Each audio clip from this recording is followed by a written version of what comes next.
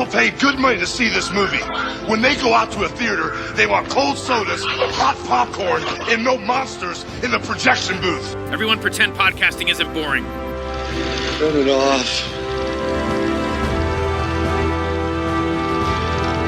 Turn it off.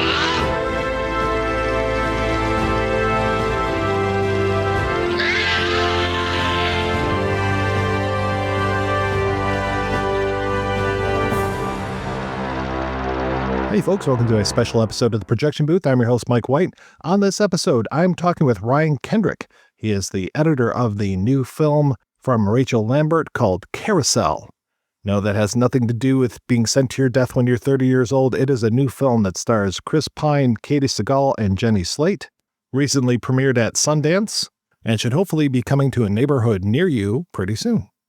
Keep an eye out, and in the meantime, I hope you enjoy this interview.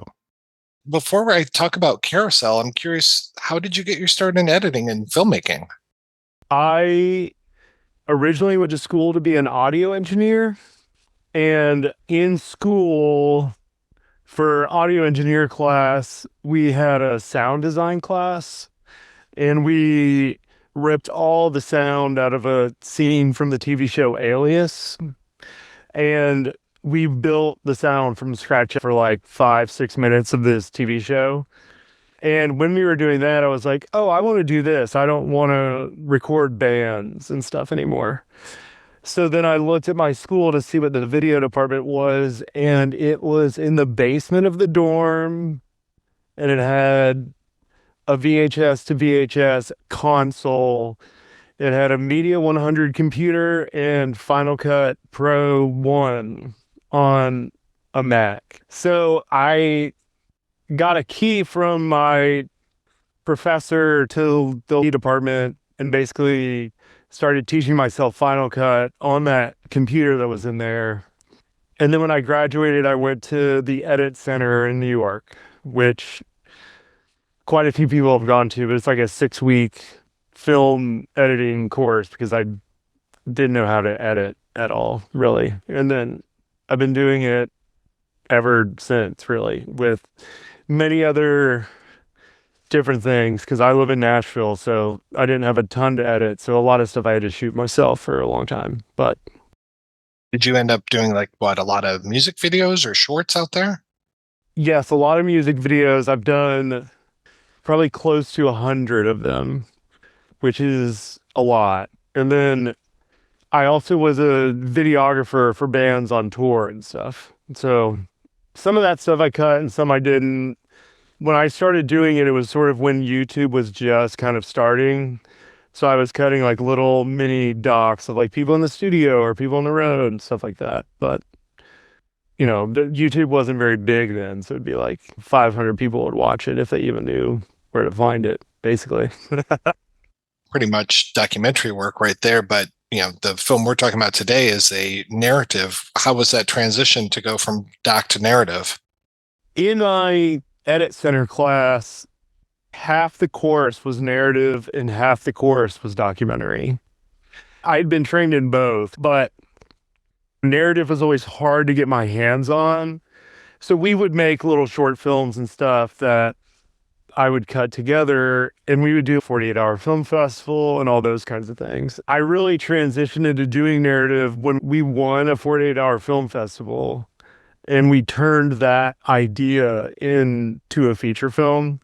That was really the first time that I ever did anything that long or that extensive, which was basically shooting on the weekends, cutting the scenes we had during the week, and it took us a year to make it because we had no money. I don't remember what the final budget was, but it was very small. With the gigs that you've had recently, are you just kind of now known in the industry and people say, I want a Ryan Kendrick to do this? Or do you still have to pitch yourself? How does that go to get a gig? Well, for film stuff, you definitely still have to pitch yourself a lot. And it's mostly connections. This film, Carousel with Rachel, is this is our 4th film we've done together.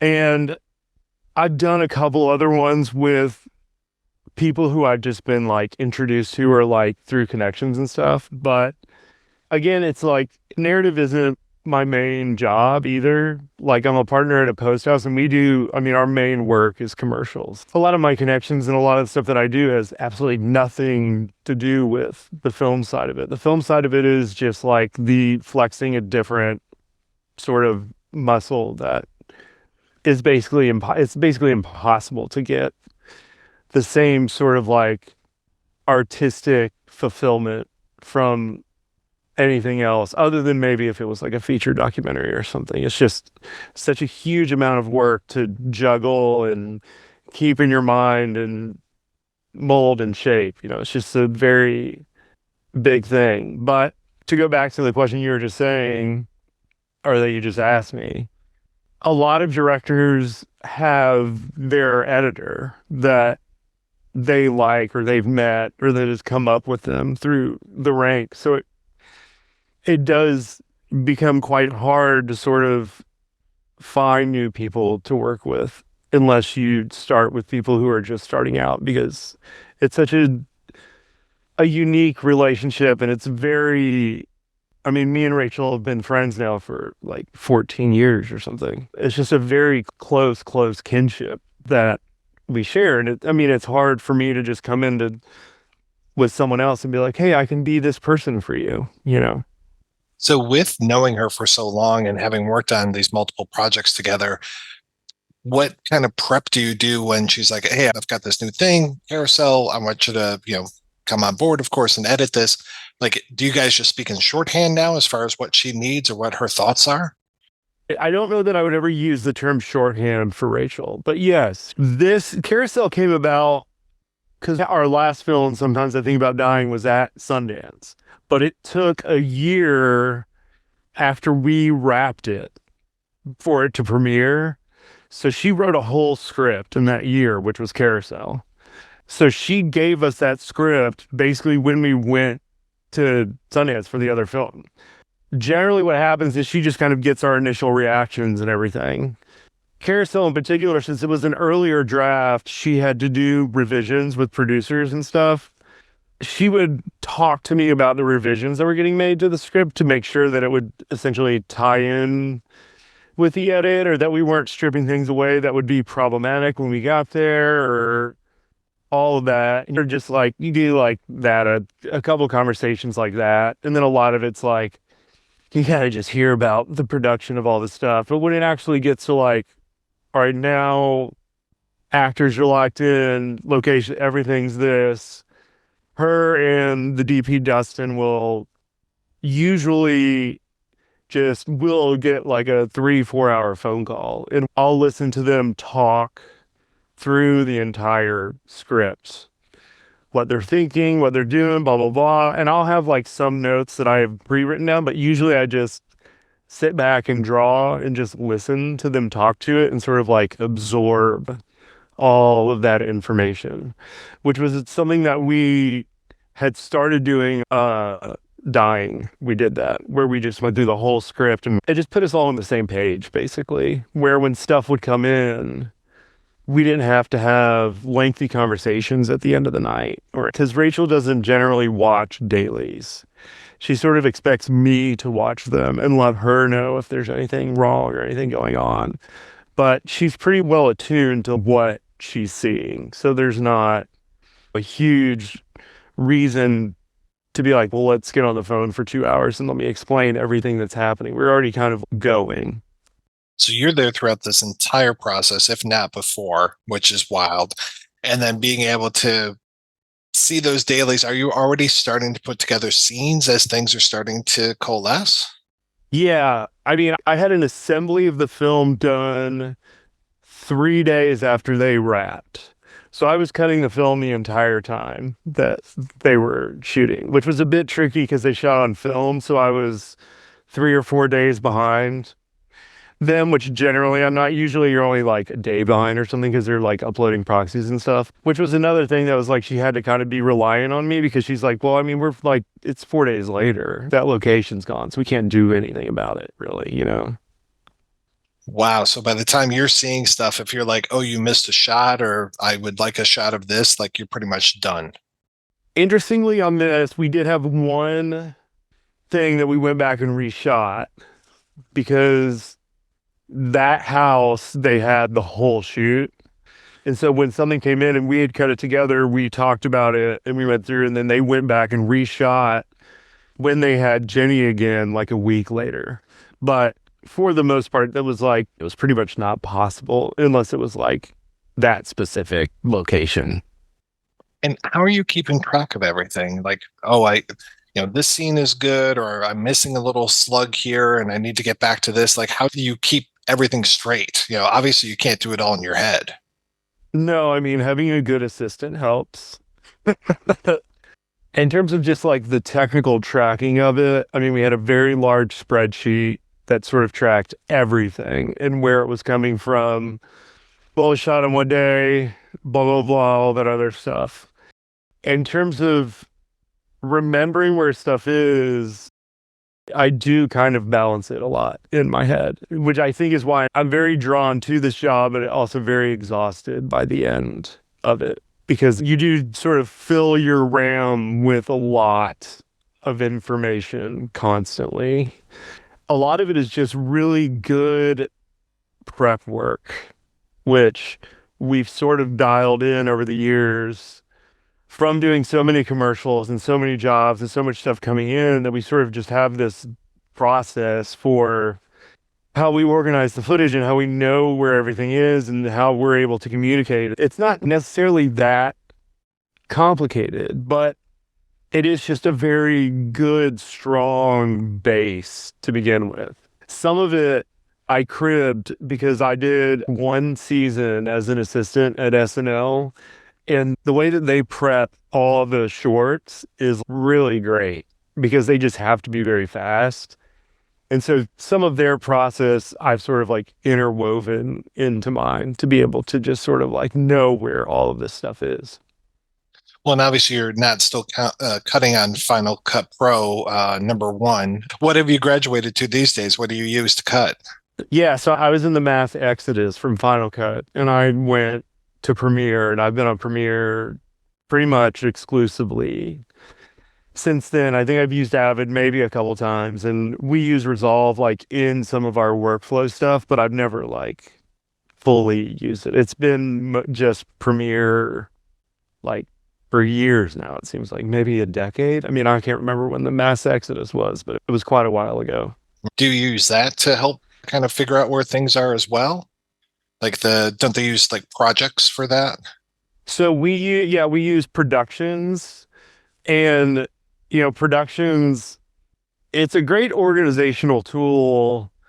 I think the thing that makes it so useful is like collaboration, really, because of its, I hate saying this, but it just has a lot of these similarities to like how Avid is in terms of like bin usage, and these projects are now like these bins, and people are locking and unlocking them, and you can go in and out of them. My organizational method, basically it went from everything is inside this one very large project to breaking all of my folders and substructures into individual projects now that are like inside of the production. They're out there shooting. You're getting the footage a few days later. You're always a few days late because of the transfer. How much after they wrap their filming are you looking at your first cut? Like the full film first cut? Your first pretty major rough cut. 3 days after, I had an assembly that I had honed a lot of stuff. And then I think I was watching my first cut like a week after wrap, basically. Yeah. Which I honestly didn't have a choice on this one. It just sort of had to be that way because of the schedule. Yes, it is incredibly fast. I will say this, Rachel and Dustin do not shoot a lot of takes. So that is incredibly helpful. And it was shot on film, so they couldn't just let the camera run, so that helped. And this is the first film where I've had an actual assistant on it. So I was afforded the time to essentially sit and watch dailies like on my sofa, like on a screen while she was doing a lot of the prep work. And that did alleviate a lot of, I don't know, I don't like to say what, like prepping stuff is like useless time. You find so many cool nuggets when you're like looking for stuff, but it did give me a good jump start to doing it. But I think usually, what do they say? I think an editor's cut, you usually get 8 weeks, maybe. At least, I think you get to do 8 weeks, and I think on this, my editor's cut was at 5. So it was like 3 weeks early, and then usually the director's cut is at like 14 or something, and we were, at God knows 11 or something. I don't know. It just moved at a breakneck speed. Once you have your first cut, what happens then? Do you then show it to the filmmakers, or how does that go? I have discovered that the last 2 films I've done, they did not watch the first cut that I did. I'm trying to remember on this one, I think we watched about 5 minutes of it, and then Rachel said stop. And then she just would watch them as we would go through working it, which is pretty similar to how the last one went too, which was just, I find it kind of curious to not watch it because it sort of cuts you off at your knees a little bit in terms of conversation pertaining to things towards the end or the middle, or things cascading and the reason why decisions are made. You don't really see a full scope of it, but I do think that Rachel probably would have watched it if we weren't in such an enormous hurry. I mean, she was very anxious to start talking about stuff and start working through stuff. They did the last day of shoot in Nashville, so she came in the next day, and I actually told her to leave for a week and come back because she was saying stuff and asking me questions, and I was like, I'm still like 3 or 4 days behind and I haven't seen everything, so I just don't have answers to some of your questions, which makes me useless to you because now you're just dictating stuff, and she doesn't really want me to just like dictate and be a button pusher. She wants me to have opinions, and I was like, I'm not gonna have opinions about this stuff, and I may not unless you leave for like 4 days and come back. And she did, and then she came back refreshed.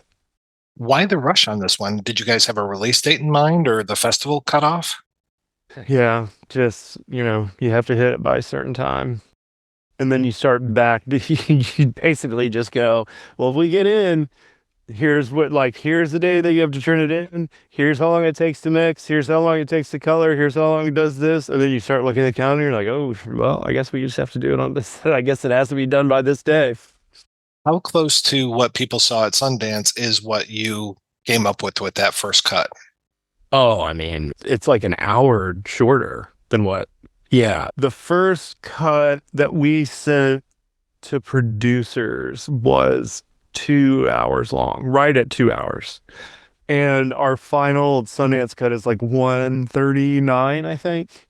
So it's changed substantially, which is funny because the last film was not like that. Some of it was that the script was much shorter, and so we were very wary of leaving stuff on the cutting room floor. But on this one, we always knew it was long. The first script that Rachel sent me was like 135 pages or something.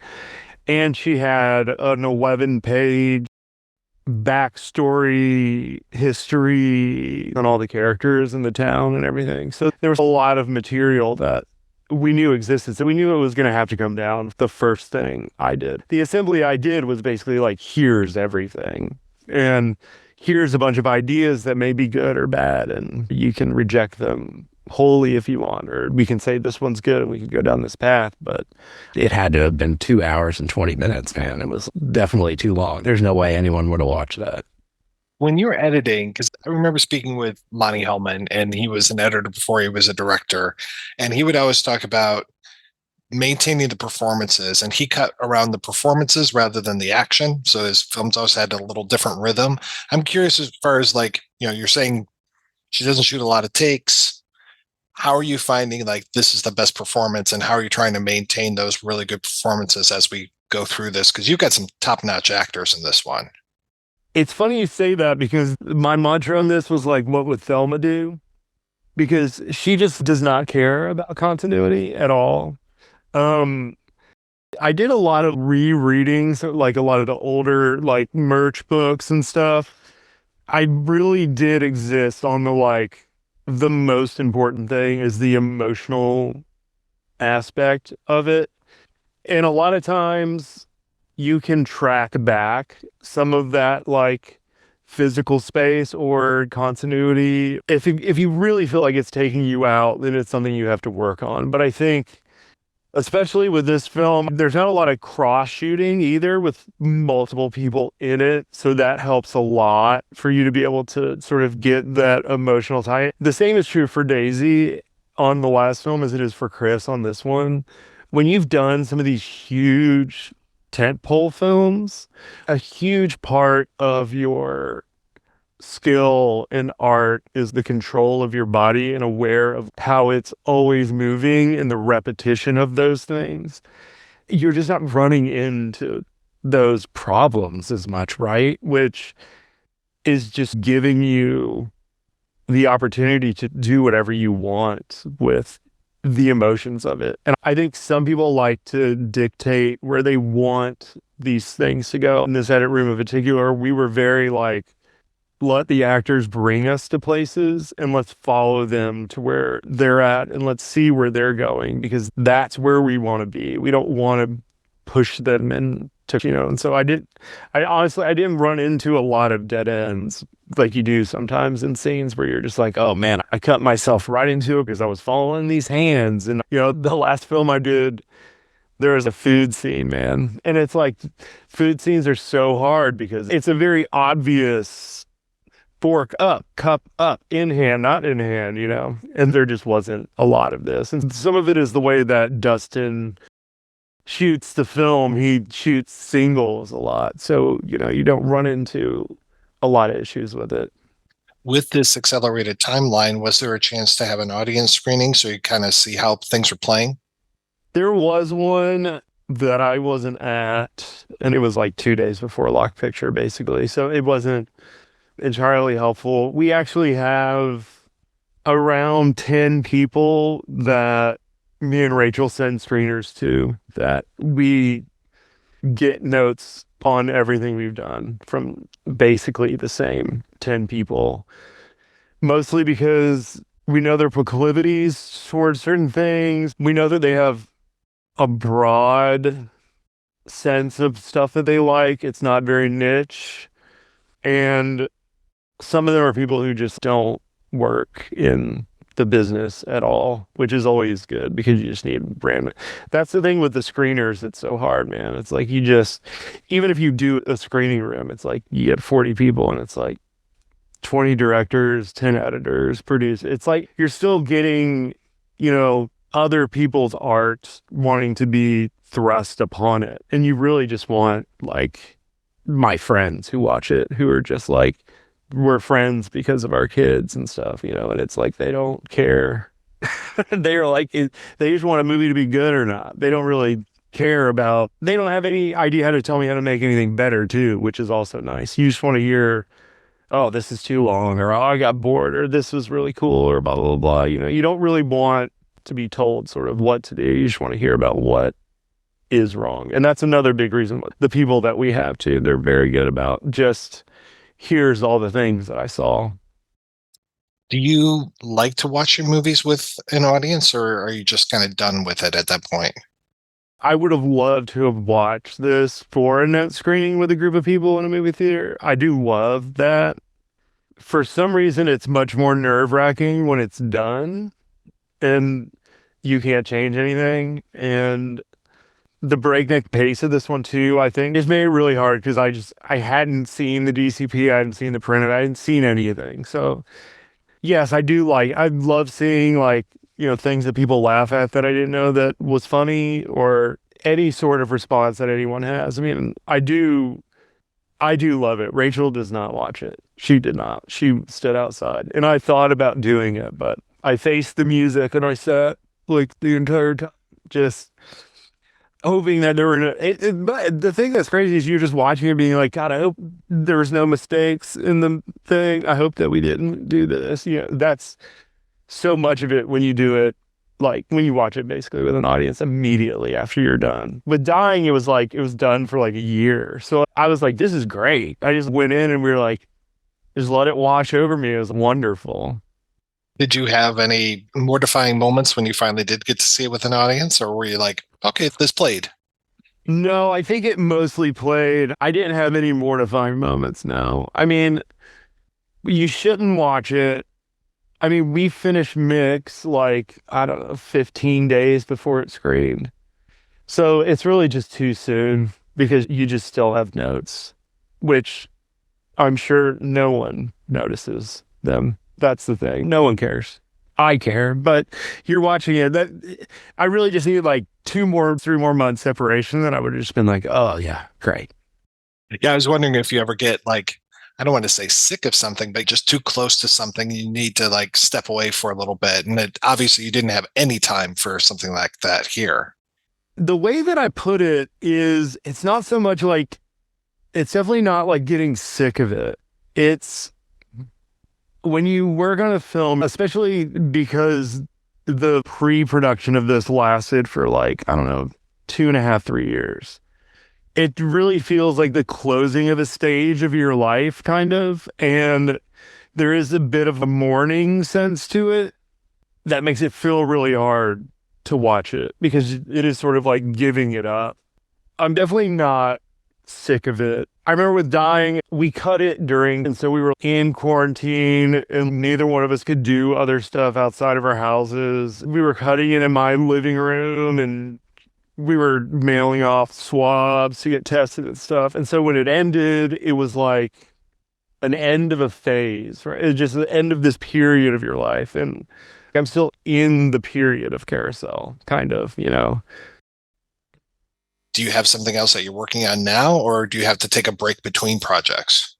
I mean, obviously you've got the Post House, but I mean, as far as like another big production like this.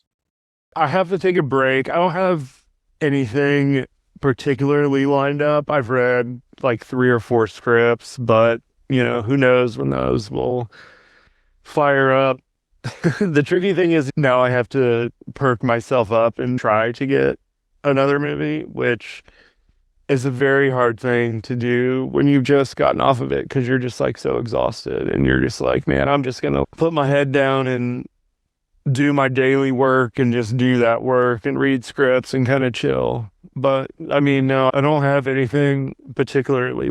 It's one of those things that sometimes a script could show up tomorrow and then I could be on it in like 2 months. You just kind of never know. It's pretty wild. Well, Mr. Kendrick, thank you so much for your time. This was great talking with you. Thank you.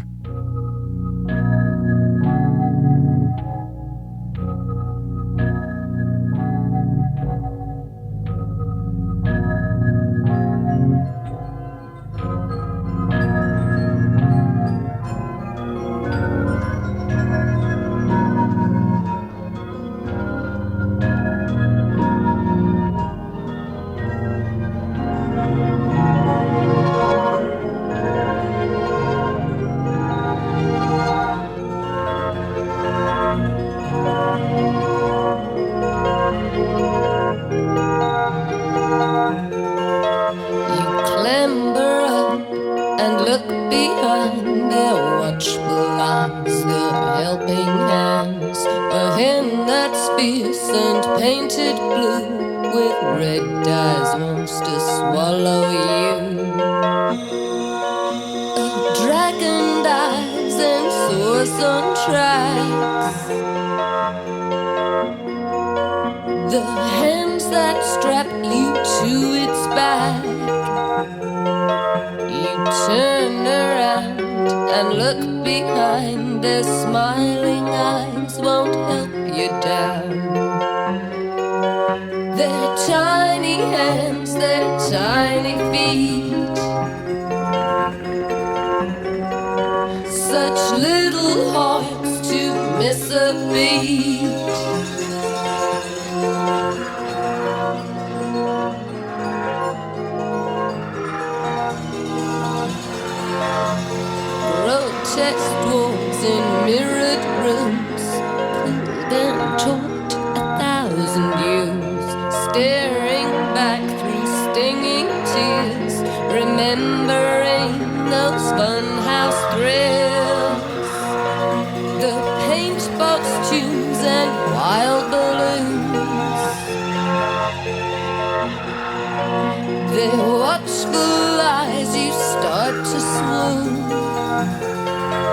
Oh, painted violin, lurid hue, the snarling horse that waits for you. Its motor words and colors curl inside your head, the monsters whirl. Its motor words and colors curl inside your head, the monsters whirl.